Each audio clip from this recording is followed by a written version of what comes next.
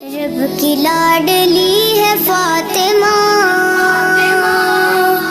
تو بڑی سخی ہے فاطمہ۔ یہ حدیث ہے بخاری شریف 2613۔ اس میں حضرت ابن عمر بیان کرتے ہیں کہ نبی کریم صلی اللہ علیہ وآلہ وسلم حضرت فاطمہ کے گھر تشریف لے گئے، لیکن اندر نہیں گئے۔ نبی علیہ السلام سیدہ عالمین کے گھر گئے مگر گھر سے اندر نہیں گئے رسول خدا نے۔ اور یہ باقی روایات میں اس کی ڈیٹیل یہ آتی ہے کہ سیدہ عالمین نے رسول خدا کی دعوت کی تھی کہ آج آپ ہمارے پاس آئیے، ہم آپ کی دعوت کرتے ہیں، ہمارے ساتھ مل بیٹھ کے کھائیے۔ تو نبی علیہ الصلوۃ والسلام دعوت کے اوپر وہاں پہ تشریف لے گئے مگر اندر نہیں گئے۔ کیوں نہیں گئے؟ اس کے بعد حضرت علی گھر آئے تو سیدہ عالمین نے ذکر کیا کہ آپ صلی اللہ علیہ وآلہ وسلم گھر میں تشریف نہیں لائے، کہ حضور آئے تھے مگر گھر کے اندر نہیں آئے۔ تو علی رضی اللہ تعالیٰ عنہ نے اس کا ذکر جب حضرت صلی اللہ علیہ وسلم سے کیا تو آپ نے فرمایا کہ میں نے اس دروازے پر دھاری دار پردہ لٹکا دیکھا، مطلب ایک پردہ لٹکا ہوا تھا سیدہ عالمین کے دروازے کے اوپر۔ تو رسول خدا فرماتے ہیں کہ میں نے وہ دھاری دار پردہ، مطلب وہ نقش و نگار والا کپڑا تھا اور وہ ذرا عام کپڑے سے زیادہ قیمت کا تھا، خوبصورت تھا، ٹھیک ہے، وہ میں نے آپ کے دروازے کے سامنے لٹکا ہوا دیکھا، صرف ایک کپڑا، اس لیے میں واپس چلا آیا، ٹھیک ہے۔ جبکہ وہ کپڑا لٹکانا کوئی آرام فعل نہیں تھا، مطلب جو جناب سیدہ نے یا مولا علی نے وہ کپڑا لٹکایا ہوا تھا، مہنگا کپڑا، وہ کوئی آرام فعل نہیں کیا انہوں نے، وہ بالکل جائز فعل تھا، مگر وہ زہد نہیں تھا، ٹھیک ہے۔ جناب رسول خدا کی یہ جو سیرت ہے یہ بڑی سخت ہے، اس کے اوپر ذرا غور کیجیے گا کہ اگر میں ہوں نا، میرا بچہ ہے اور میں ہوں، میں خود اگر بھوکا رہ لوں نا تو میں برداشت کر لوں گا، مطلب اگر مجھے فاقوں کی نوبت آئے، میرے پاس کھانے پینے کو کچھ نہ ہو اور میں اپنی ساری دنیا اللہ کی راہ میں تیاگ دوں تو میں اپنی رات تک تو اس کو برداشت کر سکوں، اگر میرے سامنے اگر میرا بچہ بھوک سے بلک رہا ہو، بھوک سے تڑپ رہا ہو، یا میرے سامنے میرا بچہ جو ہے وہ دنیا داری آسائشوں سے دور ہو جائے، تو بھائی جو میرے بچے کے اوپر سختی گزرے گی میں وہ برداشت نہیں کروں گا۔ یہ انسٹنکٹ میں بات ہے، ہماری نیچر میں یہ بات ہے کہ ہم اپنے بچوں کی سختی جو ہے برداشت نہیں کرتے، ہم اپنی سختی برداشت کر لیتے ہیں۔ تو نبی علیہ الصلوۃ والسلام کی یہ جو سیرت کا یہ جو حصہ میرے بھائی، یہ حضور سرور کائنات کی ذات کے بہت بلند ہونے کی ایک مثال ہے، حضور کی ذات کے اعلیٰ اور عرفہ ہونے کی دلیل ہے کہ نبی علیہ الصلوۃ والسلام نے نہ صرف خود زہد کو اختیار کیا ہے بلکہ جو اس قدر پاک اور طاہر خانوادہ طہارت و اہل بیت ہے جو جناب رسول خدا کے جگر گوشہ ہیں۔ بلکہ مولا علی کی ایک حدیث آپ کو سناتا ہوں۔ مولا علی فرماتے ہوتے تھے اکثر، مولا علی فرماتے تھے کہ حسن حسین جناب رسول خدا کے ساتھ بالکل وہی تعلق رکھتے ہیں جو ایک جسم کے اندر آنکھوں کا ہوتا ہے، کہ حسن حسین رسول اللہ کی آنکھیں تھے، مطلب جس طرح ایک بندہ اپنی آنکھوں کو عزیز رکھتا ہے نا، سنبھال کے رکھتا ہے، اس طرح جناب رسول خدا نے اپنی آنکھوں کا تارا بنایا ہوا تھا حسن حسین کو۔ اور مولا علی فرماتے ہیں کہ جناب سیدہ زہرا جو ہیں وہ جناب رسول خدا کا دل تھی، مطلب حسن حسین رسول خدا کو ایسے پیارے تھے جیسے وہ رسول خدا کی دو آنکھیں ہوں، اور جناب سیدہ زہرا رسول اللہ کو ایسے پیاری تھی جیسے وہ رسول اللہ کا دھڑکتا ہوا دل ہوں۔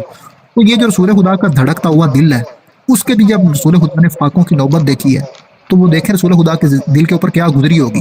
تو مگر نبی علیہ الصلوۃ والسلام نے اگر اہل بیت کو اتنا بیان کیا نا، اہل بیت کی اتنے فضائل بیان کیے ہیں، تو میرے بھائی نبی علیہ الصلوۃ والسلام کی تعلیمات کو اہل بیت نے اس طرح فالو کیا ہے، ان کا حق بنتا تھا کہ ان کا یہ مقام ہوتا۔ یہ رسول خدا نے اللہ معاف کرے کوئی نیپوٹزم نہیں کیا، مطلب کہہ لیں خاندانی معیار کے مطابق ان کو نہیں نوازا کہ ان کے اتنے فضائل بیان کر دیے۔ اگر جناب سیدہ زہرا اور امام حسن حسین جنت کے نوجوانوں کے سردار ہیں اور جنت کی عورتوں کی سردار ہیں، عالمین کی عورتوں کی سردار ہیں، تو میرے بھائی انہوں نے وہ کام کیے ہیں جس کی وجہ سے وہ سردار ہیں۔ یہ آگے دیکھیے گا، تو اس لیے واپس چلا آیا۔ آپ نے فرمایا کہ مجھے دنیا سے کیا سروکار، کہ وہ جو کپڑا لٹکا ہوا تھا نا جناب سیدہ زہرا کے دروازے کے آگے، وہ کوئی آرام فعل نہیں تھا، وہ بہت زیادہ کوئی دنیا نہیں جمع کی ہوئی تھی آل محمد نے، مگر آل محمد کے گھر جب جناب رسول خدا نے وہ نقش و نگار والا مہنگا کپڑا دیکھا تو رسول خدا نے فرمایا مجھے اتنی دنیا سے بھی کوئی سروکار نہیں ہے، مطلب اس حد تک رسول خدا نے زہد کا سبق دیا اہل بیت کو، اس حد تک۔ تو اہل بیت نے دوسری بات نہیں کی، اہل بیت نے وہی کپڑا اتار کے اسی دن تیاگ دیا، اللہ کی راہ میں دے دیا، اپنے پاس کچھ نہیں رکھا۔ جناب سیدہ کے گھر کے حالات اگر آپ نے پڑھنے ہو تو کبھی جناب سیدہ کی ایک کنیز ہے، جناب سیدہ کی مطلب گھر میں خادمہ تھی، ان کا نام تھا جناب فضا۔ تو جناب رسول خدا نے تو جناب سیدہ عالمین کو منع کیا تھا کہ آپ اپنے گھر میں کوئی خادمہ نہیں رکھ سکتے، مگر یہ جناب فضا جو ہیں انہوں نے خود کہا تھا کہ یا رسول اللہ میں آپ کی بیٹی شہزادی کونین کی خدمت میں رہنا چاہتی ہوں، تو میں چاہتی ہوں کہ میں ان کی کنیز بن کے رہوں۔ تو جناب سیدہ نے پتہ کس آپ کہہ لیں کہ کس میرٹ کے اوپر ان کو رکھا تھا؟ جناب سیدہ کی ان کو رکھنے کی شرط یہ تھی کہ ایک دن آپ ہمارے سارے کام کریں گی اور دوسرے دن میں آپ کے سارے کام کروں گی، اس طرح ہو سکتا ہے۔ مطلب وہ بعد میں آپ کہہ لیں کہ جناب فضا کو کسی نے پوچھا کہ آپ اہل بیت کے ساتھ رہتی ہیں، آپ کو اہل بیت کی کون سی چیز بہت اچھی لگتی ہے؟ انہوں نے فرمایا تھا کہ مجھے اہل بیت کے گھر میں رہنے، جناب سیدہ کی خدمت کرنے میں جو سب سے بڑا اللہ پاک نے میرے اوپر احسان کیا اور اللہ کی طرف سے مجھے سب سے بڑی فضیلت ملی ہے وہ یہ ہے کہ جناب رسول خدا جس طرح فاطمہ کو بیٹی کہتے ہیں اسی طرح مجھے بیٹی کہتے ہیں، اور مولا علی اور جناب فاطمہ مجھے اپنی بہن کہتے ہیں، اور امام حسن حسین اور جناب سیدہ زہرا کی بیٹیاں مجھے اپنی ماں کہتی ہیں، ٹھیک ہے۔ تو اہل بیت نے مجھے اس طرح نوازا اور یہ بات میرے لیے بہت عزیز ہے. اور ان کا ذکر جو ہے وہ قرآن پاک میں کچھ آیات بھی ہیں جن کے بارے میں نازل ہوئی ہیں, مگر سیدہ فضا تو دور کی بات, جب سیدہ زہرا کے بارے میں لٹریچر چھپا دیا رہے تو فضا کا کس کو پتا ہوگا. ٹھیک ہے, برل چلیں آگے بڑھتے ہیں, یہ دیکھیں کیا لکھا ہوا اس میں. تو رسول خدا نے فرمایا کہ مجھے دنیا سے کیا سروکار ہے, مطلب اہل بیت کو رسول خدا نے اس قدر اہل بیت کے اوپر حضور سرور کائنات کی تعلیمات کا رنگ چڑھا ہوا تھا. جناب رسول خدا نے اس قدر سٹرکٹلی تعلیمات اپنی اہل بیت کے اوپر نافذ کی ہوئی تھی. اہل بیت ہر دم جناب رسول خدا کے فرمان کے تابع تھے, اور انہوں نے زندگی میں کوئی ایک ایسا کام بھی نہیں کیا جو جناب رسول خدا علیہ الصلوۃ والسلام کی تعلیمات سے 1 انچ بھی اٹکے ہو. ٹھیک ہے, تو جو بس رسول خدا نے فرمایا آمنا و صدقنا, مطلب جس طرح مولا علی نے جناب سیدہ عالمین نے رسول اللہ کو بے کیا, جس طرح انہوں نے نبی علیہ الصلوۃ والسلام کی اطاعت کیا, ان کا حق بنتا تھا کہ یہ عالمین کے سردار ہوں. ٹھیک ہے, یہ دیکھیں آگے کیا ہے. حضرت علی نے آ کر ان سے آپ کی گفتگو کا ذکر کیا تو انہوں نے کہا کہ آپ مجھے جس طرح چاہیں اس سلسلے میں حکم فرمائیں. حضرت کو جب یہ بات پہنچی تو آپ نے فرمایا کہ فلاں گھر میں اسے بھجوا دیں, انہیں اس کی ضرورت ہے. نبی علیہ السلام نے فرمایا کہ وہ پردہ اپنا اتارو اور وہ کپڑا ذرا مطلب وہ جو ہے نا فلاں کو گھر میں کسی صحابی کا بتایا نا, ان کو دے دو, ان کو اس کی ضرورت ہے. مطلب اہل بیت اپنے پاس کچھ نہیں رکھتے تھے, مگر جناب یہ دیکھیں آگے انہوں نے جو کیا ہوا اس کا ترجمہ وہ پڑھنے والا میں پڑھ کے سناتا ہوں آپ کو. دیکھیں کیا لکھا ہوا ہے. داؤد راز صاحب ہیں, اہل حدیث عالم ہیں, اور انہوں نے یہ بخاری شریف کی حدیث کی شرح کی ہوئی ہے. وہ کہتے ہیں دروازے پر کپڑا بطور پردہ لٹکانا جائز تھا, مگر محض زیب و زینت کے لیے کپڑا لٹکانا یہ ہنواد نبوت کے لیے اس لیے مناسب نہیں تھا کہ الفقر و فخرین کا ترا امتیاز تھا, کہ رسول خدا نے کہا ہوا ہے نا کہ میرا فخر یہ ہے کہ میں فقر ہوں, مطلب میں نے دنیا سے تفکر اختیار کیا, میں اللہ کا فقیر بن گیا ہوں, میں نے دنیا کی دولت کو تیاگ دیا ہے, تو یہ فخر ہے, یہ ترا امتیاز ہے اہل بیت کا. ٹھیک ہے, اس لیے آتا ہے کہ آپ صلی اللہ علیہ وسلم نے جو اپنے لیے پسند فرمایا اس کے لیے حضرت فاطمہ کو ہدایت فرمائی, اور ایک موقع پر آیت کریمہ وَلَلْآخِرَةُ خَيْرٌ لَكَ مِنَ الْأُولَىٰ, کہ رسول خدا کے بارے میں اللہ کہتا ہے جو آخرت ہے نا آپ کی, وہ آپ کے پہلے حالت سے بہت زیادہ بہتر ہوگی, خیر ہوگی. اس کی روشنی میں ارشاد ہوا کہ میرے لیے اور میری آل کے لیے, مطلب نبی علیہ السلام کے لیے بھی اور نبی علیہ السلام کی اہل بیت کے لیے بھی دنیاوی تعیش اور طرفہ لائق نہیں, کہ یہ دنیاوی عیش و عشرت ہمارے لیے نہیں ہے, نہ رسول اللہ کے لیے, نہ اہل بیت کے لیے. کیوں؟ اللہ نے ہمارے لیے سب کچھ آخرت میں تیار فرما رکھا ہے. ان کے محلات آخرت میں ہیں, ان کی دولت آخرت میں ہے, ان کی سرداری آخرت میں ظاہر ہوگی. اللہ نے یہ نہیں کہا کہ حسن حسین دنیا کے اندر میرے شہزادے ہیں, رسول خدا نے فرمایا حسن حسین دنیا میں میرے پھول ہیں اور آخرت میں جنت کے سرداروں میں سے ہیں, سید عالمین کی عورتوں کی سردار ہیں. تو یہ سرداری نے مفت میں نہیں ملی میری جان, انہوں نے سرداری بہت ہائی پرائز دے کے لی ہے. امام حسین رضی اللہ عنہ السلام نے علی اصغر سے لے کے علی اکبر تک, اپنی اہل بیت سے لے کے صحابہ تک ہر کسی کو اللہ کی راہ میں ذبح کروایا ہے. یہ سرداریاں مفت میں نہیں ملتی. جناب سیدہ زہرا سلام اللہ نے اپنی ایک ایک چیز رسول خدا کے حکم کے اوپر قربان کی ہے, تو نبی علیہ الصلوۃ والسلام کی کوئی ایسی اطاعت کر کے تو دکھائی جیسی انہوں نے کی ہے, نہیں ملتا. آگے آتا ہے حضرت فاطمہ زہرا حضرت صلی اللہ علیہ وسلم کی سب سے پیاری بیٹی ہیں. ان کی والدہ مائدہ حضرت صدیقۃ الکبریٰ ہیں. ایک روایت کے مطابق یہ حضرت کی سب سے چھوٹی صاحبزادی ہیں. دنیا اور آخرت میں تمام عورتوں کی سردار ہیں. بھائی دنیا اور آخرت میں تمام عورتوں کی سردار ہیں, مگر یہ سردار کا گھر تو دیکھیں, یہاں پہ فاقے ہیں, چولہا نہیں جلتا کہیں کہیں دن تک. یہ رسول خدا کی شہزادی کی شان ہے میری بہن, یہ کوئی عام عورت کی بات نہیں ہو رہی, یہ بہت اعلیٰ لگ رہا. جناب فضا فرماتی ہیں کہ ہفتوں تک آل محمد کے گھر میں چولہا نہیں جلتا تھا, مگر وہ کہتی ہیں میں حیران اس بات پہ ہوں کہ رسول خدا کی شہزادی کے دروازے کے اوپر جب کوئی فقیر آیا نا, جب کوئی سوالی آیا تو مجال ہے کبھی انہوں نے کسی سوالی کو واپس بھیجا ہو. یہ خود بھوکے رہتے تھے, خود فاقے کرتے تھے, مگر ان کے در کے جتنے سوالی تھے, جتنے غلام تھے, وہ بھر پیٹ تھے, ان کے پاس ہر قسم کی آسائش تھی. یہ سردار ہیں جنہوں نے فاقے کیے ہیں, مگر ایک دن بھی ان کے کسی سوالی نے فاقہ نہیں کیا. جو ان کے دروازے پہ مانگنے آیا اس کو فاقے کی نوبت نہیں آئی. یہ شان ہے اہل بیت کی, یہ کوئی عام گھرانہ نہیں ہے. آگے رمضان 2 ہجری میں ان کا نکاح حضرت علی سے ہوا اور ذی الحجہ میں رخصتی عمل میں آئی. ان کے بطن سے حضرت علی کے 3 صاحبزادے حضرت حسن حسین اور حضرت محسن زینب ام کلثوم اور رقیہ 3 صاحبزادیاں پیدا ہوئیں. وفات نبوی کے 6 ماہ بعد مدینہ طیبہ میں ہی باعمر 28 سال انتقال فرمایا. حضرت علی نے ان کو غسل دیا, عباس نے نماز جنازہ پڑھائی, شب میں دفن کی گئیں. حضرت حسن حسین اور ان کے علاوہ صحابہ کی ایک جماعت نے ان سے روایت کی ہے. عائشہ فرماتی ہیں کہ حضرت کے علاوہ میں نے کسی کو ان سے زیادہ سچا نہیں پایا. بھائی دیکھیں یہ بات بڑی سوچ سمجھ رکھنے والی ہے. میں آپ کو چھوٹی سی بات بتاتا ہوں. مثال کے طور پہ اگر مثال کے طور پہ میں کسی کو 2 باتیں سنا دوں, کوئی حدیث سنا دوں, کوئی قرآن کی آیت سنا دوں, بندے سمجھے کہ میں بہت بڑا عالم ہوں, تو پھر کوئی ایسا بندہ ہے جس کو میں کہوں کہ بھائی یہ بہت بڑا عالم ہے اور میں اس کے قدموں پہ ہاتھ لگا کے اس کی تعظیم کر رہا ہوں, تو جو مجھے عالم سمجھنے والے بندے ہیں انہیں پتہ چلے گا نا کہ بھائی ہم تو اس کو عالم سمجھتے ہیں, یہ پتہ نہیں کون سی بلا ہے جس کو یہ عالم کہہ رہے ہیں. بھائی سوال پیدا ہوتا ہے نا کہ دنیا جس کو استاد سمجھ رہی ہو, اگر وہ کسی کو استاد کہے تو اصل استادی تو اس کی ہے.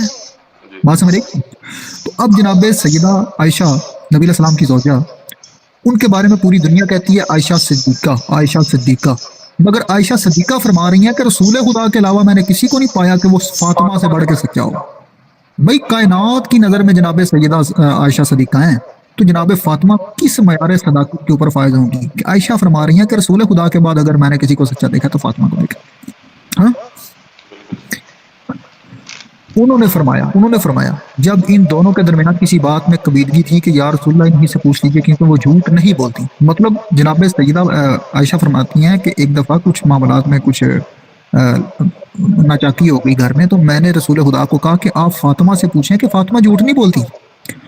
اور یہ جناب سیدہ زہرا کے یہ جو اسرار ہیں یہ چھپے ہوئے ہیں میرے بھائی، امت نے چھپائے ہیں جان بوجھ کے۔ مجھے نہیں پتا امت کو کیا بغض ہے اہل بیت کے ساتھ۔ کبھی اہل بیت کو قریب ہو کے پرکھیں، آپ کو پتا ہو کہ معراج انسانیت کس کو کہتے ہیں، انسان کو کون سی چیز ہے جو اللہ کے قرب میں لے کے جاتی ہے، کس طرح انسان کے اعمال اللہ کے قریب اس کو کرتے ہیں، یہ ساری چیزیں ملتی ہی اہل بیت میں ہیں۔ اگر زہد دیکھیں تو زہد میں ان کی مثال نہیں، اگر سخاوت دیکھیں سخاوت میں ان کی مثال نہیں، اگر علم دیکھیں کائنات میں ان سے بڑا کوئی عالم نہیں ہے، اگر شجاعت دیکھیں کائنات میں ان سے بڑا کوئی شجاع نہیں ہے، اگر آپ اللہ کے راستے میں ہر چیز قربان کرنے کی مثال دیکھیں تو جس طرح انہوں نے اللہ کے نام پہ لٹایا ہے، جس طرح انہوں نے اپنی مال اولاد جان اللہ کے راستے میں لٹا دی ہے، بھئی کوئی مثال ہی نہیں ملتی۔ کوئی لاؤ مثال فاطمہ جیسی، کوئی لاؤ مثال حسن حسین جیسی، نہیں ملے گی۔ آگے آتا ہے مزید مناقب، آپ اپنے مقام پہ آئیں گے۔ آگے آتا ہے جی، یہ دیکھیں مستدرک علی صحیح ہے نا، یہ دیکھیں حضرت صبحان فرماتے ہیں کہ ایک مرتبہ رسول اللہ سیدہ فاطمہ کے پاس تشریف لائے، اس وقت میں بھی رسول اللہ کے ہمراہ تھا۔ سیدہ خاتون جنت نے گلے میں سونے کا ہار پہنا ہوا تھا، وہ سونے کا ہار سیدہ نے پہن لیا۔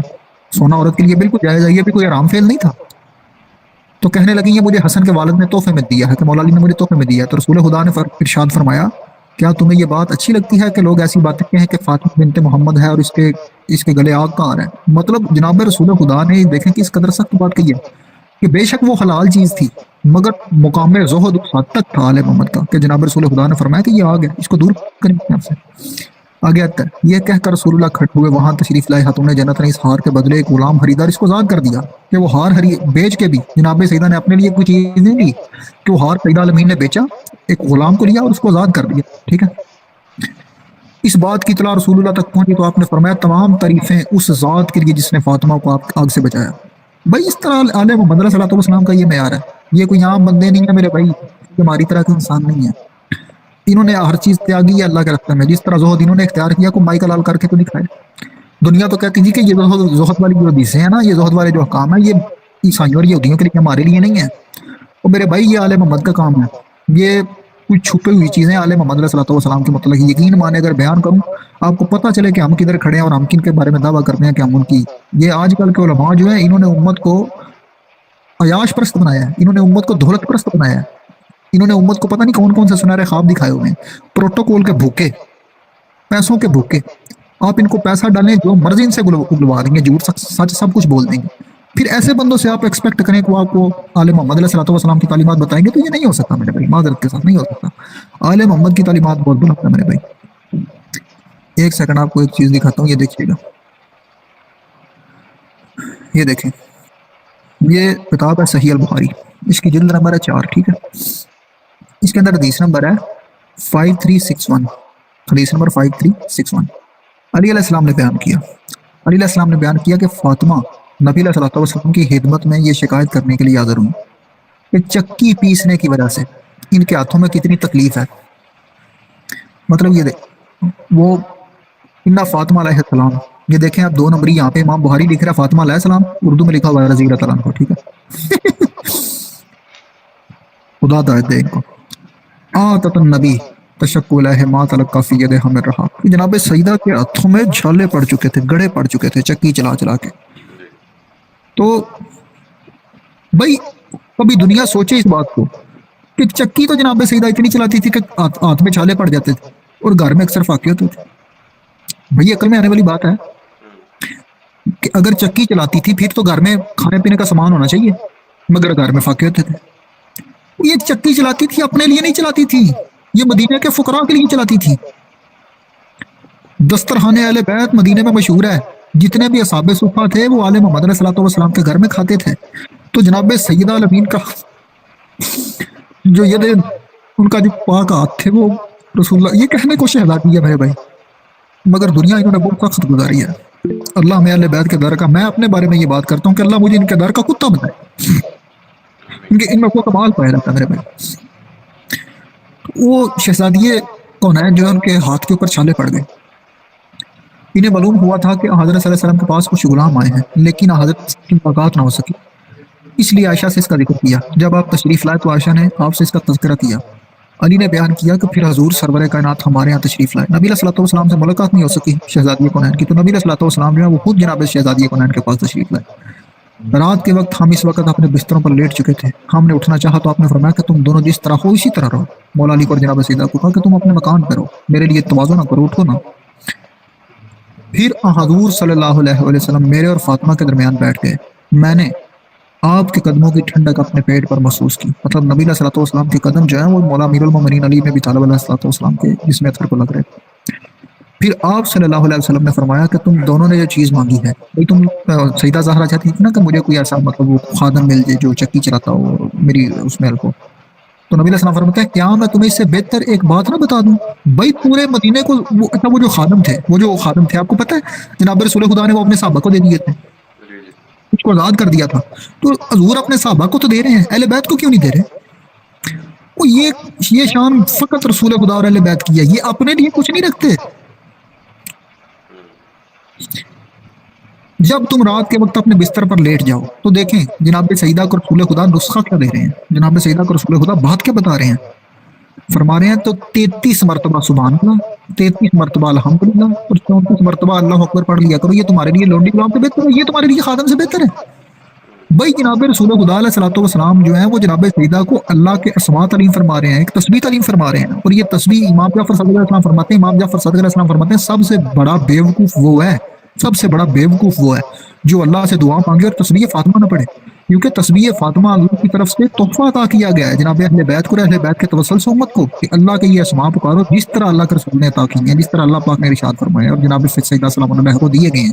یہ اللہ کی نظر میں اگر تم یہ پڑھ کے اللہ کے سامنے دعا کرو گے تو اللہ تمہاری دعا قبول کرے گا. یہ بہت بڑا ورد ہے اور کتنا اہم ورد ہے یہ دیکھیں. علی بن ابی طالب بیان کرتے ہیں کہ فاطمہ رسول اللہ کی خدمت میں حاضر ہوئی تھی، آپ سے ایک خادم مانگا تھا، پھر آپ نے فرمایا میں تمہیں اس سے بہتر چیز نہ بتاؤں جو تمہارے لیے سے بہتر سوتے وقت 33 مرتبہ سبحان اللہ، 33 مرتبہ الحمدللہ اور 34 مرتبہ اللہ اکبر پڑھ لیا کرو.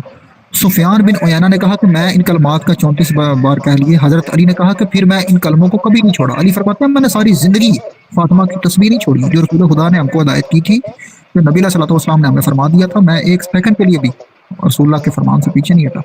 یہاں تک ان سے پوچھا گیا صفین کی راتوں میں بھی، مطلب صفین کی جو جنگ ہوئی ہے حضرت معاویہ کے ساتھ مولا علی کی، وہ اتنی سخت جنگ تھی کہ وہ تقریباً آپ کہہ لیں دن رات جنگ ہوتی تھی.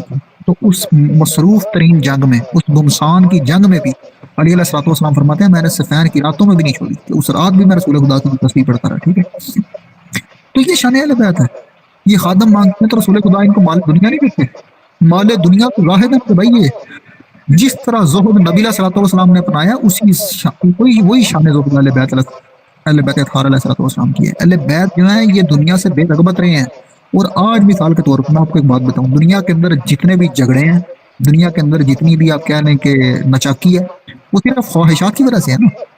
مثال کے طور پہ کوئی مطلب گھر میں اگر عورت اپنے شوہر سے لڑتی ہے تو نچاکی کس کی وجہ سے ہوتی ہے کہ اس نے مجھے فلاں چیز لا کے نہیں دی.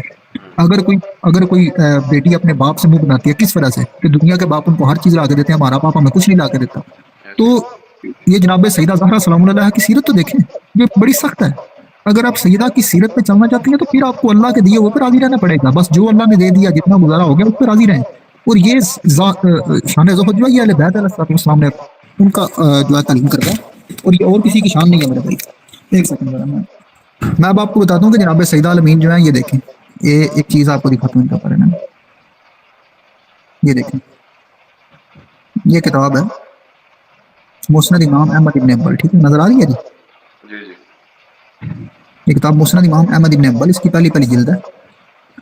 اس کے اندر آپ دیکھیں حدیث نمبر ہے 643 643. ٹھیک ہے، تو شعیب نوت کہتے ہیں اسنادہ قوی، اس کی سند قوی ہے، صحیح السند روایت ہے. ٹھیک ہے، حضرت علی علیہ الصلوۃ والسلام سے روایت ہے کہ نبی کریم صلی اللہ علیہ وسلم نے فاطمہ کے جہیز میں، مطلب اور بیٹی کو جہیز دینا غلط نہیں، جہیز دینا سنت رسول ہے، مگر دیا کیا کیا ہے؟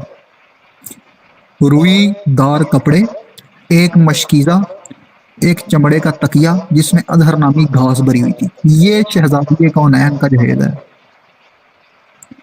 کوئی اونٹوں کے اوپر لاد کے نہیں آیا، کوئی آپ کہہ لیں ہاتھیوں کے اوپر لاد کے نہیں آیا.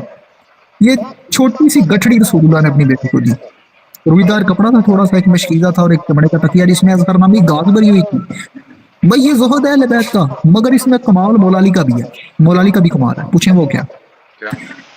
بیٹی کو کم جہیز دینا آسان ہے، مگر اپنی بیوی کا کم جہیز برداشت کرنا مشکل ہے. بات سمجھ آئی کہ نہیں؟ جی تو یہ بیٹوں کے لیے بھی سبق ہے. اگر کسی بیٹی کا باپ اس کو جہیز میں بہت زیادہ مال و دولت نہیں نہ دیتا تو اس کی وجہ سے بیٹی کو ذلیل نہ کرو. علی کی جیسے اس کو آمن نامہ صدق نہ کرو کہ جناب رسول خدا نے اپنی بیٹی کو تھوڑا سا جہیز دیا. علی علیہ الصلوۃ والسلام نے قلب دل سے اس کو قبول کیا. علی کا یہ چاہت نہیں تھی کہ مجھے کوئی زیادہ ملے، بلکہ علی علیہ الصلوۃ والسلام جو ہیں ان کو جناب رسول خدا نے جب جناب سیدہ کے ساتھ ان کی شادی ہوئی تھا اس کے بعد ان کے گھر میں آپ کہنے بہت زیادہ فاقے ہوئے ہیں. نبی علیہ الصلوۃ والسلام اور اہل بیت کی اگر آپ سیرت کریں گے تو پھر دنیا جنت بنے گی میرے بھائی. آپ کو سیدھی بات بتا دوں، کیونکہ اہل بیت کی سیرت کے اندر خواہشات کا کوئی عمل دخل ہی نہیں ہے. اگر اللہ کے راستے میں ان کا کوئی وقت فاقوں سے گزرا ہے انہوں نے تب اللہ کا شکر ادا کیا. اگر اللہ کے راستے میں ان کا کوئی بیٹا قتل ہوا ہے انہوں نے تب اللہ کا شکر ادا کیا. ایک شاعر ہے، اس کا ایک شعر اگر آپ کہتے ہیں تو میں آپ کو پیش کرتا ہوں امام حسین علیہ الصلوۃ والسلام کے بارے میں. جی وہ کہتا ہے رسم عشاق یہی ہے کہ وفا کرتے ہیں. مطلب جو عاشق ہوتا ہے نا کسی کا وہ ہر حال میں وفا کرتا ہے.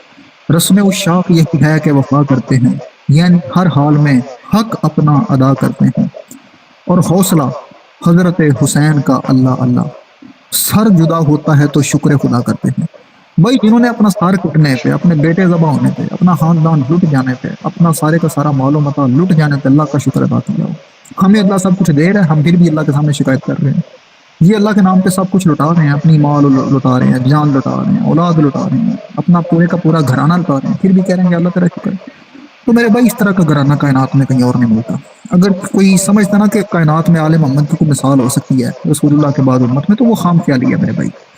آل محمد علیہ الصلوۃ والسلام کے بعد جو جناب رسول خدا کے بعد جس طرح آل محمد علیہ السلام نے جناب رسول خدا کو فالو کیا، اللہ مان اللہ پیس، اس طرح کی فالو شپ کائنات میں ملتی نہیں. آپ دکھا ہی نہیں سکتے کہ جناب رسول خدا علیہ الصلوۃ والسلام کی باتوں کو جس طرح سیدہ العالمین نے سر جھکا کے ماننا.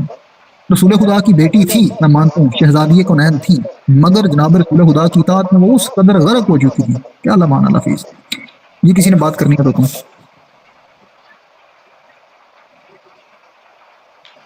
بولیے سلیم.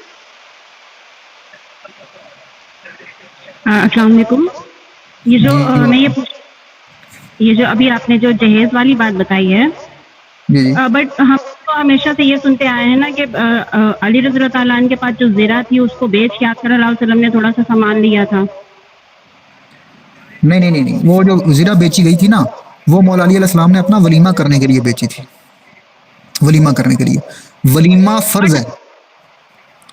جی جی مطلب ولیمے کے بغیر شادی نہیں ہو سکتی. ولیمے کی ریزن بھی رسول اللہ نے بیان کیا. یہ جو برات کے اوپر خرچے ہیں نا مہندی وغیرہ کے، یہ تو ہماری طرف سے اپنی طرف سے ایڈیشن ہے، مگر ولیمہ سنت رسول ہے اور ولیمے کی باقاعدہ ایک ریزن ہے. نبی علیہ السلام فرماتے ہیں ولیمہ ضرور کرو. 2 دن ولیمہ کرنا مستحب ہے. جس قدر آپ کی استطاعت ہو آپ کو ولیمہ کرنا چاہیے. اس کی ریزن یہ ہے کہ جب ہم ولیمہ کرتے ہیں تو ہم پوری دنیا کو لیگل نوٹس دیتے ہیں کہ بھائی میں نے فلاں بندے کی بیٹی کے ساتھ شادی کی ہے اور میں اس کو عزت سے اپنے گھر میں لے آیا اور یہ اس کے اظہار تشکر کے طور پہ میں کر رہا ہوں نا. مطلب شادی کے اظہار کے طور پہ یہ بات ہوتی ہے، ٹھیک ہے. اس لیے ولیمہ وہ جو مولا علی نے زیرہ بیچی تھی نا جب جناب رسول خدا سے مولا علی نے رشتہ مانگا تو نبی علیہ السلام نے فرمایا تھا کہ آپ کے پاس تو مال دنیا ہے، تو مولا علی نے کہا تھا نہیں میرے پاس ایک زیرہ ہے، اس کے علاوہ کچھ نہیں ہے. تو رسول خدا نے کہا تھا اس کو بیچو اور ولیمہ کرو. مطلب جو شادی کے بعد ولیمہ صرف وہ، یہ جو جہیز ہے یہ رسول خدا نے اپنی طرف سے دیا ہے. یہ مولا علی نے نہیں دیا تھا. جہیز ہوتا ہی ہوا ہے جو عورت اپنے باپ کی طرف سے لے کے آئے، ٹھیک ہے.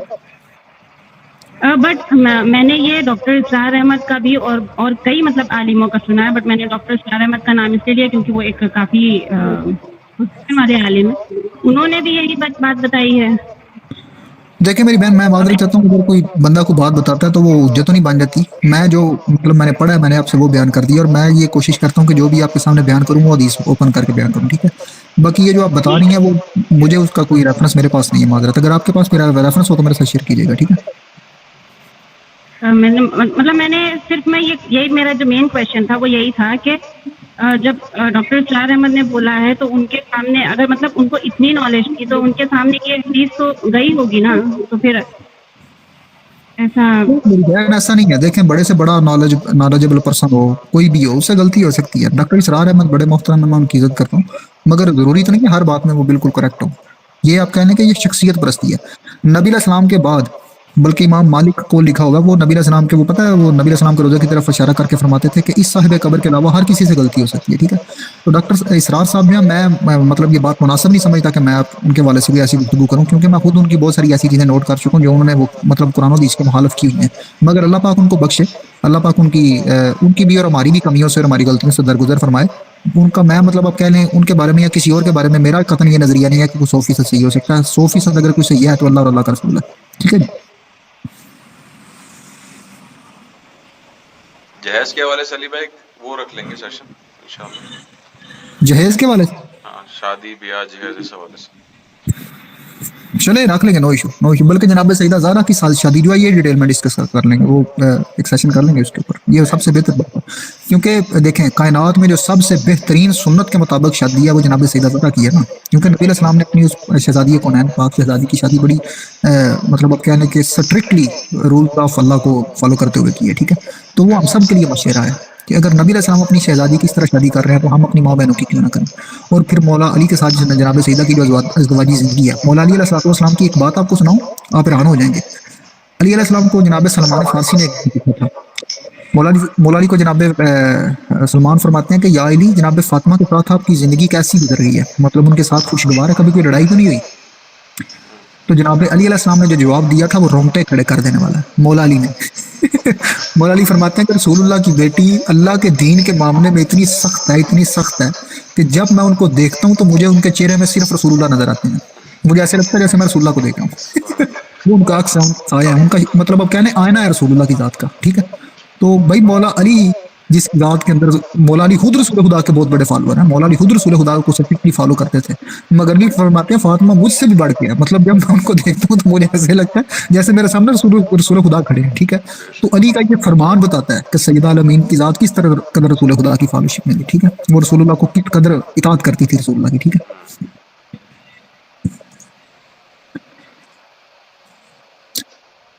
تو آج کا سیشن کافی ہو گیا، تو اگر کسی کے کوئی کوشچن وغیرہ ہیں تو آپ کر سکتے ہیں، اگر کوئی بات ایڈ کرنی ہے تو وہ بھی آپ کر سکتے ہیں، حکم کریں.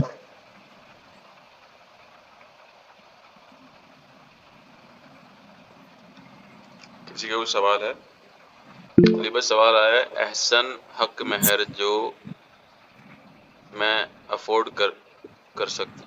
یار یہ پتہ جہاں جو کوئی بندہ افورڈ کر سکتا ہو. مگر جناب سیدہ کے حق مہر کی ڈیٹیل آپ کو بتاؤں گا تو آپ رہان ہو جائیں گے. سیدہ الامین جو ہے انہوں نے مطلب اب کہنے کہ مولا علی نے ٹھیک ہے ان کو حق مہر دیا تھا، مگر اللہ نے کہا تھا نا، اللہ نے وہ کی تھی رسول خدا کے اوپر کہ میں آپ کی شہزادی کونین کو کچھ دینا چاہتا ہوں. ایک ان کا حق مہر علی کی طرف ہے اور دوسرا علی کی طرف سے حق مہر میں ادا کروں گا نا. تو مطلب اللہ نے بھی اس دن خوشی کی، رسول خدا بھی خوش تھے، وہ شادی جو ہے وہ بڑی برکت تھی. یہ وہی حق مہر ہے علی بھائی جو لیڈی آف ہیون میں بتایا گیا، وہی والا؟ جی وہی حق مہر ہے جو لیڈی آف ہیون میں دکھایا گیا؟ میں نے وہاں پہ یاد نہیں ہے مجھے، میں آپ کو روایت کے مطابق بتا دیتا ہوں. جی جی. تو جناب رسول خدا نے جناب سیدہ کو یہ کہا کہ ایک تو علی نے آپ کو حق مہر دیا ہے، دوسرا اللہ کہہ رہا ہے کہ میں بھی علی کی طرف سے آپ کو دینا چاہتا ہوں نا، کنٹریبیوشن کرنا چاہتا ہوں. تو آپ بتائیں، اللہ آپ سے پوچھ رہا ہے کہ آپ کی کیا خواہش ہے کہ اللہ آپ کو کیا دے. تو سیدہ الامین نے کہا تھا کہ یا رسول اللہ میں ایسا حق مہر مانگوں گی، ایسا حق مہر مانگوں گی کہ مجھ سے پہلے کسی نبی کی بیٹی نے وہ حق مہر نہیں مانگا ہوگا. تو نبی علیہ السلام فرماتے ہیں بیٹی وہ کون سا حق مہر ہے جو آپ نے مانگنا ہے. تو سیدہ الامین نے فرمایا تھا کہ وہ حق مہر میں اللہ سے آخرت میں لوں گی کہ جو بھی میرے شوہر علی سے اور آپ سے محبت کرنے والے ہیں میں ان کی بخشش اللہ سے حق مہر میں مانگتی ہوں. تو اللہ پاک نے وہی کی تھی کہ یا رسول اللہ اپنی بیٹی کو کہہ دیں کہ جو ان کے شوہر علی، ان کے بچوں حسن حسین اور ان کے باپ رسول خدا کی محبت کے ساتھ میدان حشر میں آئے گا، میں اس کو بغیر حساب کے بخشوں گا. ٹھیک ہے، تو یہ بہت کمال کا حق مہر ہے، مطلب بندہ پروری ہے جناب سیدہ الامین کی طرف سے. یہ مہربانی ہے کہ انہوں نے ہم جیسوں کو جو گناہ گار تھے، جو خطا کار ہیں، جو سیاہ کار ہیں، میرے جیسے بندے جو صرف اور صرف ان کے پلے آل محمد کی محبت کے علاوہ اور کچھ نہیں، تو میرے جیسے آپ کہنے کم علم جاہل اور چھوٹی ذات کے بندے جو ہیں، میری آقا زادی، ہماری مرشد زادی، ہماری سیدہ الامین جو ہے، انہوں نے ہم جیسے بندوں کو بھی یاد رکھا ہے. ٹھیک ہے، تو یہ ان کی بندہ پروری ہے، ان کی مہربانی ہے.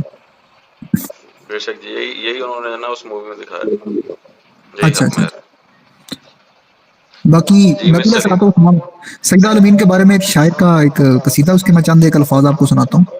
وہ کہتا جی ہے جی کہ سیدہ عالمین کی ذات کا اندازہ آپ یہاں سے لگا سکتے ہیں کہ اگر کوئی بیٹی کسی آدمی کے گھر پیدا ہوتی ہے نا تو وہ اپنے باپ کے اوپر اللہ کی رحمت ہوتی ہے، ٹھیک ہے. بالکل جی، اگر اس کی شادی ہوتی ہے نا تو وہ اپنے شوہر کے گھر جاتی ہے تو وہ اپنے شوہر کا آدھا ایمان ہوتی ہے. ہوں، تو اگر اس کے بچے بال بچے پیدا ہوتے ہیں نا تو بال بچوں کے لیے وہ جنت کا مرکز ہوتی ہے کہ اس کے قدموں کے اندر بال بچوں کی جنت ہے، ٹھیک ہے. بالکل وہ کہتا ہے کائنات میں جناب سیدہ کی پتہ نہیں شان کیسی نرالی ہے، اللہ پاک نے کون کون سے مقام پہ ان کو رکھا ہے کہ سیدہ عالمین اس باپ کے اوپر رحمت بن کے آئی ہیں جو خود پورے عالمین کے اوپر رحمت ہے. بالکل کہ نبی علیہ السلام کے بارے میں اللہ قرآن میں کہتا ہے نا کہ نبی علیہ السلام عالمین کے اوپر اللہ کی رحمت ہے، تو وہ کہتا ہے کہ سیدہ عالمین اس رحمت کے اوپر رحمت ہے جو خود عالمین کے لیے رحمت ہے، بے سیدہ شک عالمین ان کے لیے بھی رحمت ہے.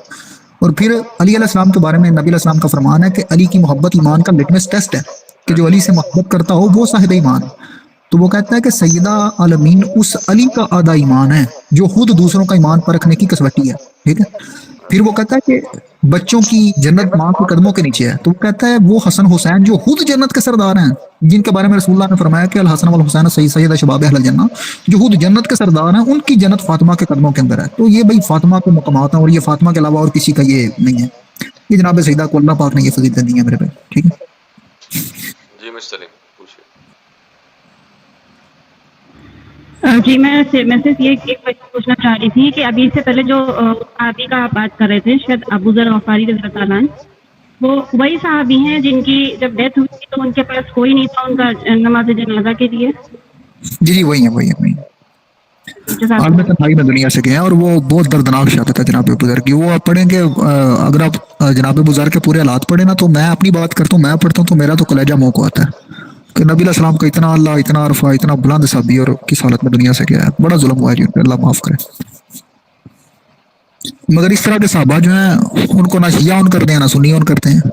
جو صحابہ کے عاشق میں نے ملتے ہیں ان سے بھی کبھی بھی ابو ذر کے بارے میں بات نہیں سنی ہے. اور شیعہ تو ویسے ہی آپ کہہ لیں کہ انہوں نے صحابہ رسول کو چھوڑ دیا ہوا ہے، مگر صحابہ بہت بڑی ذات ہے میری بہن، مگر وہ جنہوں نے رسول خدا کو فالو کیا ہے.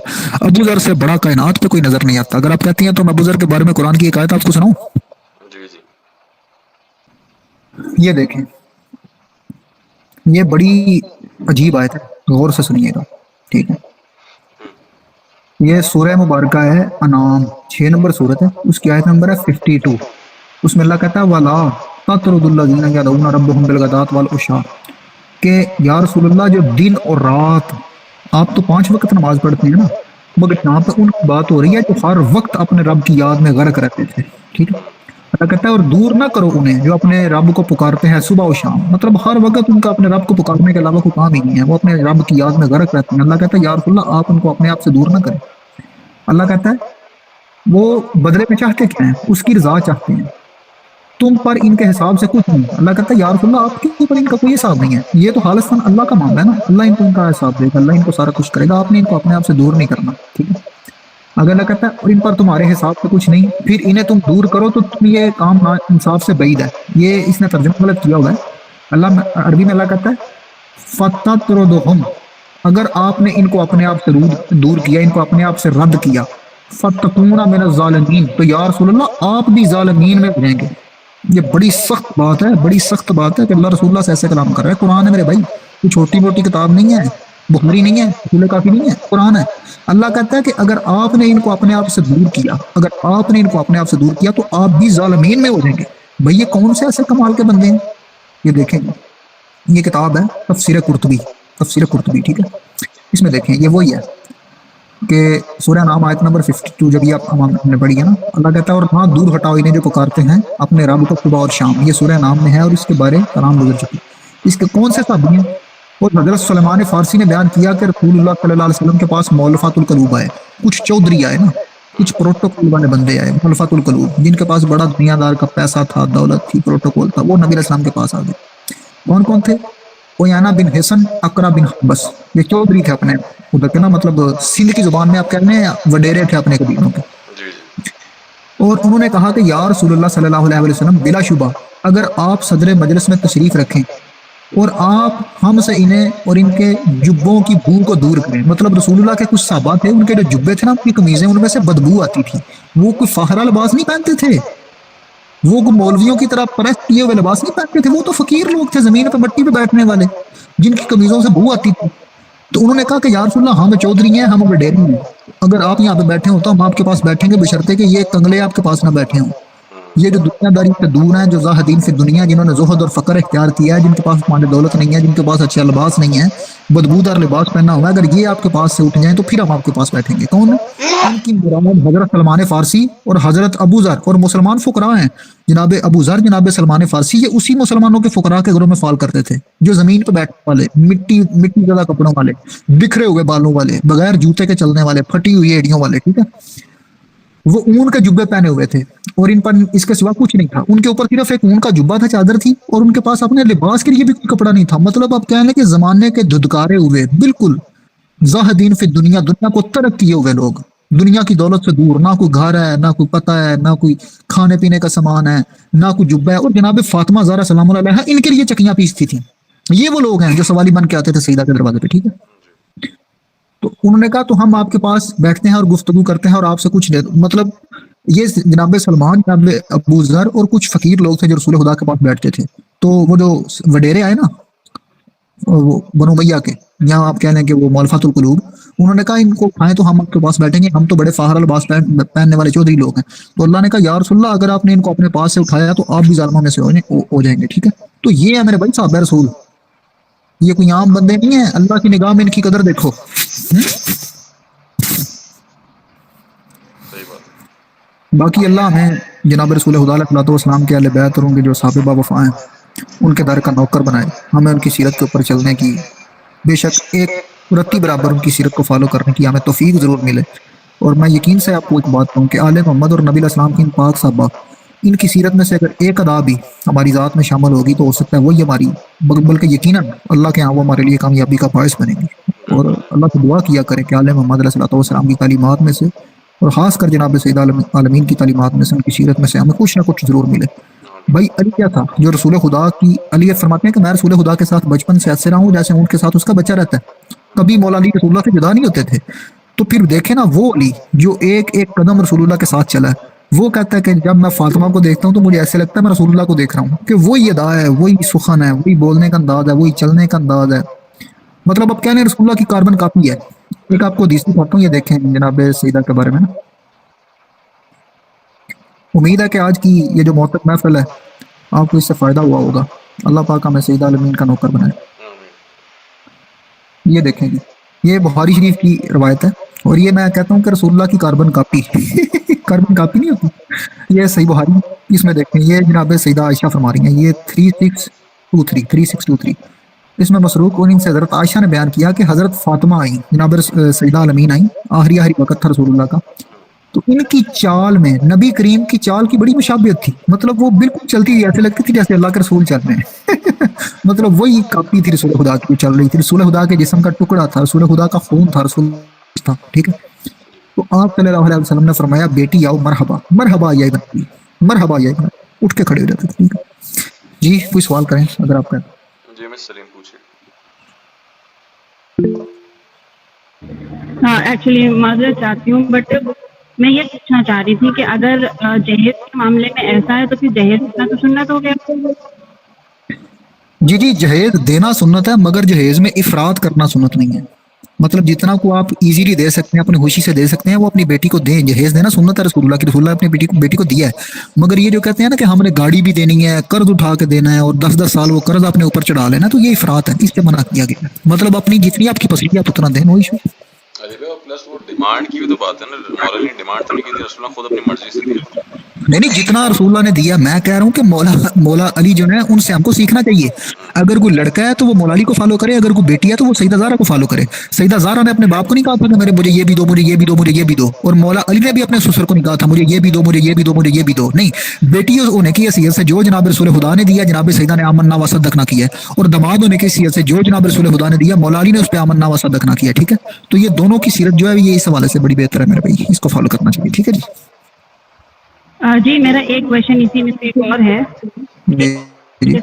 یہ معاشرہ دیکھتے ہوئے لوگ یہ بول دیتے ہیں کہ مطلب لوگوں نے اچھا میں نے بھی یہ چیز سوچ رکھی تھی کہ میں اپنی بیٹی کو کچھ بھی نہیں دوں گی، تو پھر یہ تو سنت کے خلاف ہو گیا.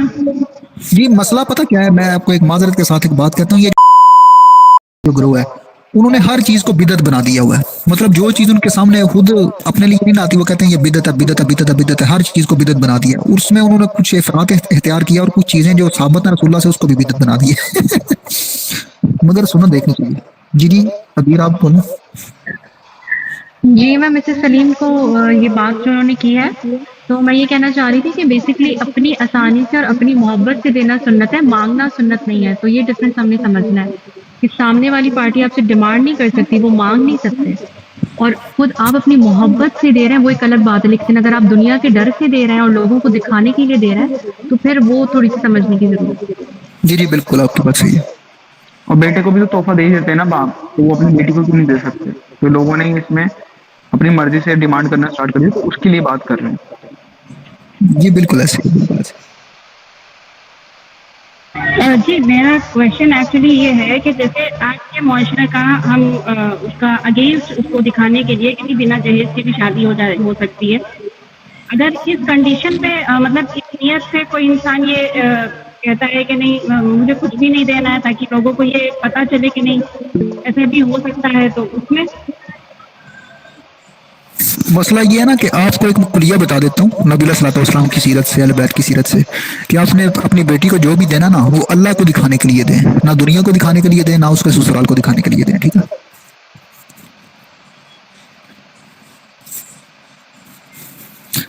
جی جی ابیر بولیں. آ گیا سمجھ جی گئی. بالکل یہی بات میں بھی کرنا چاہ رہی تھی. اور دوسری بات یہ ہے کہ یہ بھی نہ سمجھیں کہ بس بیٹی کو آپ نے دے کے تو فارغ کر دیا، بعد میں آپ کا لینا دینا نہیں ہے، بعد میں بھی وہ آپ کی اولاد ہی ہے، آپ کے جگر کا ٹکڑا ہی ہے. تو اگر بعد میں بھی اس کے حالات ایسے ہوتے ہیں تو آپ کے پیرنٹس کا جو ریلیشن شپ ہوتا ہے نا باپ کا یا ماں کا بیٹی کے ساتھ، وہ ایسا نہیں ہوتا کہ وہ شادی کے بعد ختم ہو جائے گا. تو یہ اصل میں وہ کیونکہ دنیا کا ڈر اور دنیا کے اس پہ ہم اصولوں پہ چلتے ہیں نا، تو ایسے بھی ماں باپ ہوتے ہیں جو کہتے ہیں کہ چلے ہم نے تو اپنی ذمہ داری پوری کر لی، اب آگے مشکل بھی ہے تو ڈزنٹ میٹر، خود دیکھیں. تو یہ پھر تھوڑا سا ہمیں یہ سمجھنا ہے کہ ہم اللہ اور رسول کے بتائے ہوئے اور اہل البیت کے راستے پر چلیں گے یا پھر ہم دنیا کو دکھانے کے لیے چلیں گے. تو آئی تھنک یہ ہمیں سمجھنا چاہیے. پاکستان کے اندر نا اس حوالے سے ایک بہت بڑا ظلم کیا جاتا ہے، بلکہ میں اگر وہ صحیح لفظ اس کے لیے استعمال کروں تو ظلم اس کے لیے بہت چھوٹا لفظ ہے. اللہ اور اللہ کے قانون کی اور رسول خدا کے قانون کی صریحاً مخالفت کی جاتی ہے. وہ یہ ہے کہ پاکستان میں یہ چیز عام ہے کہ بیٹیوں کو اپنے باپ کی گھر کی طرف سے وراثت میں حصہ نہیں دیا جاتا. مطلب وہ بھائیجا وہ بانٹ لیتے ہیں اور بیٹیوں کو کہتے ہیں ٹھیک ہے بھائی تم چلی گی، تمہارے اوپر ہمارا خرچہ ہو گیا، اب تمہارا ہمارے ساتھ کوئی تعلق نہیں ہے. ٹھیک ہے بھائی، یہ بیٹی جو ہے وہ باپ کے خون کا حصہ ہے، بیٹی باپ کے گوشت کا حصہ ہے. بیٹی اپنے اس گھر میں اسی طرح ہے، بے شک وہ اپنے شوہر کے گھر چلی جائے نا تو اس کا اپنے باپ کے گھر میں وہی معیار ہے. ہاں نبی علیہ الصلوۃ والسلام سے یہ پوچھا گیا تھا کہ بیٹی کا آدھا حصہ کیوں ہے اور مرد کا ڈبل کیوں ہے، یہ کہ اللہ نے ڈسکریمنیشن کی ہے؟ تو رسول خدا نے فرمایا تھا نہیں، ایسا نہیں ہے کہ بیٹی کا باپ کے گھر میں آدھا حصہ، بیٹی کا حصہ پورا ہی ہے، مگر اس کا اللہ نے آدھا حصہ باپ کے گھر میں رکھا ہے اور آدھا حصہ شوہر کے گھر میں رکھا ہے نا. تو کیونکہ دو گھروں کی وارث ہے نا، اس لیے اس کا آدھا حصہ ہے دونوں طرف. باقی ایسا نہیں ہے کہ اللہ نے کوئی بیٹی کو نعوذ باللہ من ذالک بیٹوں سے کم کر دیا یا بیٹی کو چھوٹا کر دیا. نہیں، بیٹی اللہ کی نظر میں اللہ نے رحمت عطا کی ہے کسی بندے کو، اور رسول خدا کی نسل بیٹی سے چلی ہے. بیٹی کا باپ ہونا رسول اللہ کی سنت ہے. تو بیٹی جو ہے اس کو اگر کوئی بندہ اپنے گھر میں، عام ہمارے پاکستان میں یہ بغیرتی ہوتی ہے، میں بغیرتی کہتا ہوں اس کو، کہ بیٹی کو جب بیاہ دیتے ہیں تو کہتے ہیں تمہارا کوئی تعلق نہیں، تم اب اپنے مرو جیو، تم اپنے سسرال کی، اور پھر وہ بیٹی کو کوئی وراثت میں حصہ نہیں دیا جاتا. تو یہ ظلم ہے، ظلم عظیم ہے، بلکہ بے حیائی ہے، بغیرتی ہے. بیٹی جو ہے وہ بے شک خود ہو یا اس کی اولاد ہو، جب اس کا باپ مرے تو اس کے گھر میں جو حصہ ہے وہ اس کو دینا چاہیے، وہ اس کے نام اس کی جائیداد ہونی چاہیے. وہ اللہ نے اس کو دیا، اللہ کے رسول نے دیا. بلکہ رسول اللہ یہاں تک فرماتے ہیں، نبی علیہ السلام فرماتے ہیں کہ جس گھر میں غصب شدہ جائیداد ہو اس گھر میں کسی کی نماز قبول نہیں ہوتی، اس گھر میں کسی کی زکوٰۃ قبول نہیں ہوتی، کسی کا حج قبول نہیں ہوتا.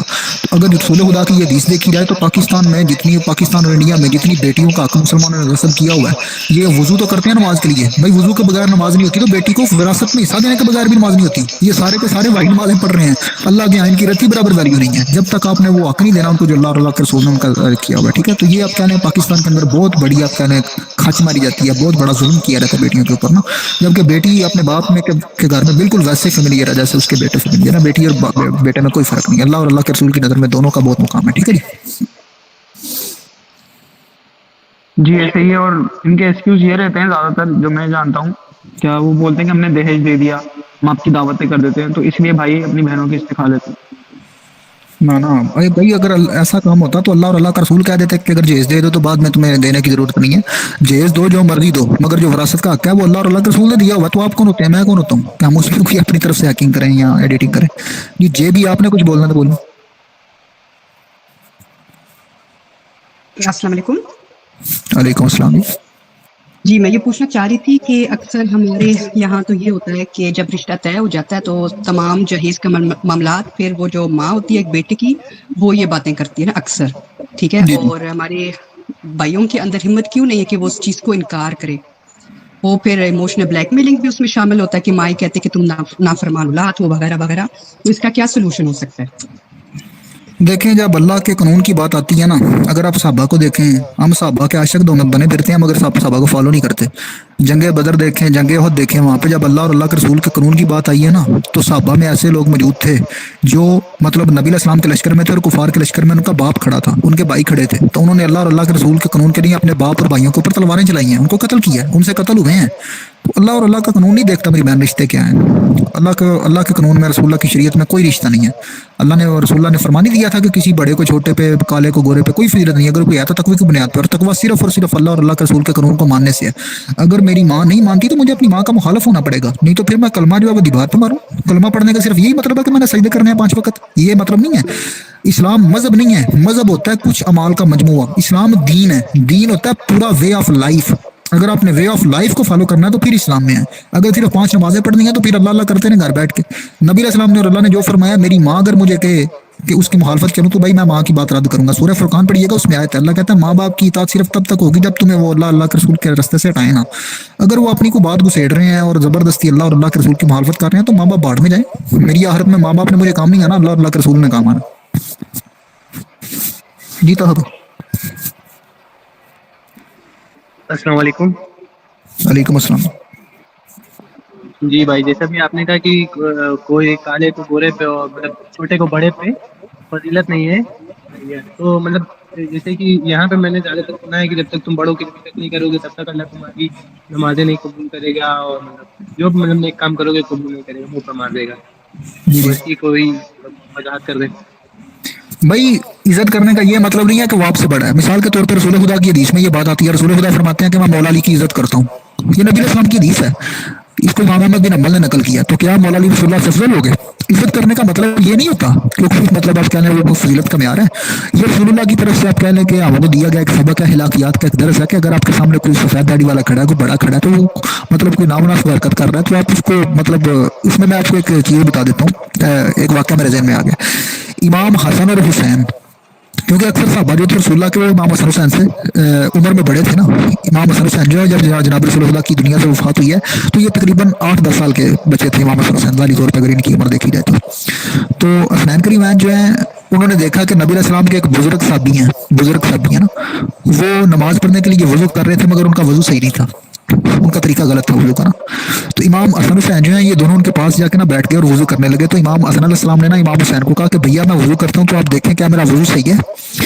तो इमाम हसन अलैहिस्सलाम ने उस बुजुर्ग की तरफ पॉइंट आउट नहीं किया कि आप वजू गलत कर रहे हैं। उन्होंने इमाम हुसैन को कहा कि भैया मैं वजू करता हूँ, मेरा वजू देखना सही है। तो इमाम हसन अलैहिस्सलाम ने वजू किया, फिर इमाम हुसैन अलैहिस्सलाम बैठे थे। इमाम हुसैन कहते हैं भैया अब मैं करता हूँ तो आप देखिएगा मेरा सही है। तो वो जो बुजुर्ग थे उनकी तरफ ना थोड़ा आपके ध्यान हो गया ना इमाम हसन हुसैन की तरफ। तो अब अगर इमाम हसन हुसैन उनको डायरेक्ट जाके कहते हैं ना कि आप वजू गलत कर रहे हैं तो ये मतलब आप कह लें कि नामुनासिब रवैया ना। मगर उन्होंने उनकी इज्जत की, उनकी तज़ीम की, वो साहबी रसूल थे, उनकी सफेद दाढ़ी थी। तो इमाम हसन हुसैन ने बेशक वो गलत कर रहे थे मगर इमाम हसन हुसैन ने जो उनको समझाने का तरीका था वो बड़ा बेहतरीन था। तो जब दोनों शहजादों ने वजू किया तो साहबी रसूल जो है वो दोनों शहजादों को चूमने लग गए ना। उन्होंने दोनों शहजादों के मुंह चूमे और कहते हैं आप रसूलुल्लाह के बच्चे हैं तो आपकी सीरत भी बिल्कुल उन्हीं की तरह है कि आप लोगों का वजू मैंने देखा तो मुझे पता चल गया तो मेरा गलत था, मगर आपने मुझे पॉइंट आउट नहीं किया, आपने एक बेहतरीन तरीके से मुझे बात समझाई है, ठीक है। तो ये मतलब है उसका मेरे भाई। उसका मतलब ये नहीं है कि वो साहबी बेशक बुजुर्ग थे, मतलब वो इमाम हुसैन हसन से अफजल नहीं थे, पर इमाम हसन हुसैन ने उनकी इज्जत की है सिर्फ बुजुर्ग होने की वजह से की है, ठीक है। इमाम हसन हुसैन रसूलुल्लाह का खून है, गोश्त है रसूलुल्लाह का, मगर मेरे भाई ये उनकी सीरत है जनाब रसूल खुदा की और इमाम हसन हुसैन की, ठीक है जी। मेरे ख्याल में बात क्लियर हो गई है। अगर कुछ मज़ीद है तो जी बिल्कुल। हम जब अहले बैत और रसूल सल्लल्लाहु अलैहि वसल्लम को देखते हैं तो इनका दावत का तरीका ये मिलता है हमें, लेकिन आजकल जो माशरे में हम रिजेक्ट कर देते हैं सामने वाले को, अपनी बहनों को, अपनी वाइफ को या दूसरे लोगों को, जबकि दावत का तरीका तो ऐसा मिलता है हमें अहले बैत का। امام حسن علیہ السلام کی ایک حدیث آپ کو سنا دیتا ہوں. حدیث بڑی عجیب ہے, شاید ہم میں سے کوئی اس پہ پورا اتر سکے یا نہ اتر سکے. امام حسن کے پاس ایک بندہ ہے تو وہ کہتا ہے مولا میرا دل کرتا ہے کہ میں نا آپ کے دین کی تبلیغ کروں, میں رسول اللہ کے دین کی تبلیغ کروں لوگوں کو نا, جن کو پتہ نہیں ہے میں ان کو بتاؤں. تو امام حسن علیہ السلام نے فرمایا ٹھیک ہے کرو, کرنی چاہیے, مگر ایک طریقہ اس کو فالو کرنا, ایک شرط ہے تبلیغ کرنے کی. اس نے کہا مولا وہ کون سی شرط ہے؟ تو امام حسن علیہ السلام نے فرمایا تھا کہ اپنی زبان استعمال نہیں کرنی, منہ سے نہیں بولنا, جتنی مرضی تبلیغ کرو, ٹھیک ہے. اور یہ تبلیغ کا سب سے مشکل ترین طریقہ ہے میرے بھائی. اگر منہ سے چپ کر کے تبلیغ کرنی پڑے نا, کیونکہ مولوی حضرات جو ہیں وہ صرف منہ پھاڑتے ہیں, گلے پھاڑتے ہیں. جو تبلیغ کرنی پڑتی ہے نا عمل سے, وہ بڑی سخت ہے میرے بھائی, وہ اور کوئی نہیں کر سکتا. حکم کریں. جی آپ ٹھیک کہہ رہے ہیں. اگر ہم اہل البیت کا دیکھیں تو امام جعفر صادق علیہ السلام تک بھی ہمیں یہی طریقہ ملتا ہے. اصل میں ہم لوگ کی اپنی بدقسمتی ہے کہ ہم فرقہ واریت میں اس قدر الجھ گئے نا کہ ہم نے ایسی پرسنالٹیز کو جو ہے نا وہ ریجیکٹ کر دیا ہے, کہ ہم نے ان کو شیعہ کے کھاتوں میں ڈال دیا, جبکہ آئی تھنک ہمیں ان کو پڑھنے کی ضرورت ہے. کیونکہ اگر رسول اللہ صلی اللہ علیہ وسلم کے ساتھ اہل البیت آتے ہیں نا تو وہ اسی طرح سے آپ صلی اللہ علیہ وسلم کو فالو کرتے ہیں, ان کے اندر وہی ریفلیکشن ہے جو رسول اللہ صلی اللہ علیہ وسلم کے اندر ہے. تو آج جو ہماری جنریشن, جو ہماری یوتھ جو بیزار ہو رہی ہے نا بیسکلی, وہ ہمارے اخلاقیات کی وجہ سے بیزار ہو رہی ہے کہ ہمیں بات کرنے کے طریقے نہیں ہیں. ہم ان سے محبت کے دعوے تو بہت کرتے ہیں نا رسول اللہ صلی اللہ علیہ وسلم سے اہل بیت کے, لیکن ہم ان کی اخلاقیات کو نہیں سمجھ پا رہے ہیں, اس کو اپنے اوپر امپلیمنٹ نہیں کر پا رہے. تو آئی تھنک ہمیں بھی سمجھنے کی ضرورت ہے کہ ہم ذرا ان فرقوں سے باہر نکل کے نا تو اصل ایسنس کو دیکھیں نا کہ وہ لوگ کیا شخصیات تھے اور کس وجہ سے پھر لوگوں کو ان سے محبت تھی, اور ہمیں کس وجہ سے ان کو محبت کرنی چاہیے. اس لیے نہیں کہ ہم دوسرے فرقے سے نفرت کریں تو ان سے محبت کریں, ہم ان سے ان کے مقام کی وجہ سے محبت کریں. بالکل آپ کی بات سے میں 100% بلکہ 1000% ایگری کرتا ہوں. مسئلہ یہ ہے نا کہ اب ہم نے اگر امام حسین کا نام لینے والے شیعہ ہو گئے ہیں تو پھر سنی تو یزید کا نام لینے والے ہوں گے نا. مطلب اہل بیت کو اگر آپ نے کسی فرقے کے کھاتے میں ڈال دیا ہے تو یہ آپ کی آ رہا ہے. اگر آپ کی نظر میں علی کا ذکر کرنے والے شیعہ ہیں تو پھر اس کا مطلب ہے کہ آپ کا دین فارغ ہو چکا ہے. اچھا دنیا میں یہ ٹرینڈ کیوں نہیں پایا جاتا کہ جو علی کے فضائل پڑے وہ سنی ہوتا ہے؟ یہ ہونا چاہیے تھا. سنیوں کو چاہیے کہ شیعوں سے بڑھ کے اہل بیت سے تمسک کریں. اہل بیت شیعوں کے نہیں ہیں, اہل بیت رسول اللہ کے ہیں. یہ بات ہمیں سمجھ نہیں آ رہی. بخاری شریف اگر آپ پڑھیں نا تو بخاری شریف کے اندر ایک حدیث ملتی ہے, حضرت ابو ہریرہ فرماتے ہیں کہ رات کو شیطان میری خواب میں آیا تھا. شیطان, اس نے مجھے آیت الکرسی کا وظیفہ جو ہے نا وہ تعلیم دیا. تو رسول خدا نے فرمایا کہ وہ آیت اللعین تھا جھوٹا, مگر وہ بات سچی کر کے گیا. تو بھائی نبی علیہ السلام کی ذہن میں تو اتنی وسعت ہے, نبی علیہ السلام کی تعلیمات میں اتنی وسعت ہے کہ شیطان بھی اگر صحیح بات کرے تو لے لو. اور ہمارے ذہن اتنے کند ہو چکے ہیں کہ اگر شیعہ بھی مولا علی کی بات کرے تو ہم کہتے ہیں رد. بھائی شیعہ جتنا برا شیطان سے برا تو نہیں ہے, ٹھیک ہے. شیعہ سنی وابی ان تفرقوں کو چھوڑیں, دین اہل بیت پہ آئیں, دین رسول خدا کے اوپر آئیں. اہل بیت کو قریب ہو کے دیکھیں تو صحیح, پھر مجھے بتائیے گا جیسا اور آپ کو اگر کوئی اور نظر آیا تو. اہل بیت اطہار کی بات ہی الگ ہے, اہل بیت اطہار کی بات ہی کوئی اور ہے. بھائی علی علیہ السلام, علی سے بڑا صحابی دکھائے مجھے دنیا میں. وہ کہہ رہا ہے جب میں فاطمہ کو دیکھتا ہوں تو ان کے چہرے میں مجھے رسول اللہ نظر آتے ہیں, ان کی چال ڈھال میں رسول اللہ نظر آتے ہیں. تو فاطمہ کے اندر کیا کمال تھا, ہماری بہنوں سے کیوں چھپایا رہتا ہے؟ یہ ہمارے آپ کہہ لیں کہ اہل سنت کے لیے گالی ہے کہ ہم نے اہل بیت کو شیعوں کے کھاتے میں ڈال دیا. تو ہمارے پاس کیا رہ گیا بھائی؟ اگر اہل بیت کا, آپ کو ایک مزے کی بات بتاتا ہوں. یہ دیکھیں یہودی جو ہے نا, یہودی یہ حضرت موسیٰ علیہ السلام کی امت ہے. ساری زندگی اگر کوئی بندہ جناب موسیٰ کے فضائل پڑھتا رہے تو کوئی بندہ نہیں کہتا کہ یہ بندہ یہودی ہو گیا. ساری زندگی اگر کوئی مولوی حضرت عیسیٰ کے فضائل پڑھتا رہے تو کوئی بندہ یہ نہیں کہتا کہ یہ بندہ عیسائی ہو گیا. ہاں اگر کوئی بندہ مولا علی یا جناب سیدہ کا ذکر کر دے تو بندے کہتے ہیں یہ شیعہ ہو گیا. بھئی یہ کون سی دنیا ہے؟ ہمارے دماغوں کے اندر یہ گوبر بھرا گیا ہے, ہمارے دماغوں کو مینٹلی ہیک کیا گیا ہے, مگر ہمیں پتہ ہی نہیں ہے. ہم پھر اسی ڈگر پہ چل رہے ہیں. ہمارے اہل سنت کے جتنے علماء ہیں یہ بخاری مسلم انہوں نے شیعہ سے روایات لے لی ہیں. اگر یہ شیعہ سے روایت لے لیں, شیعہ راوی کو قبول کر لیں تو یہ ہمارے امام ہیں. اگر ہم شیعہ کسی سے اہل بیت کی بات پوچھ لیں تو بھائی ہم کافر ہو گئے, ہم شیعہ ہو گئے, ہم دین سے نکل گئے.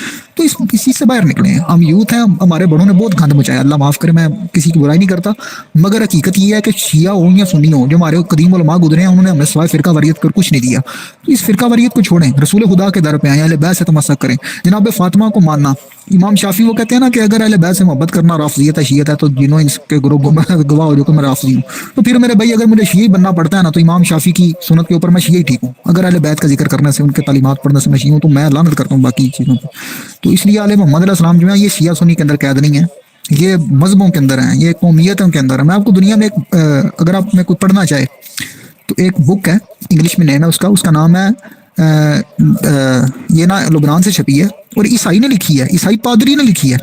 اس کا نا the voice of human justice.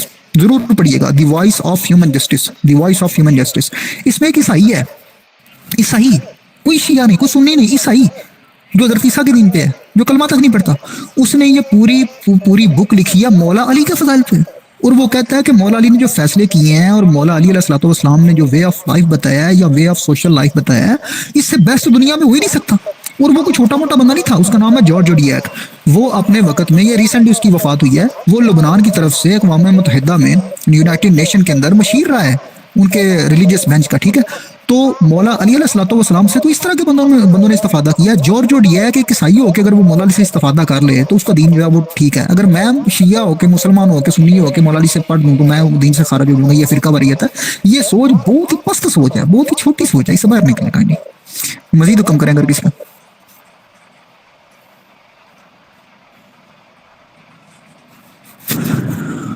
جی کسی کا کوئی سوال ہو, کوئی بات کوئی ایڈ کرنا چاہ رہا ہو تو موسٹ ویلکم.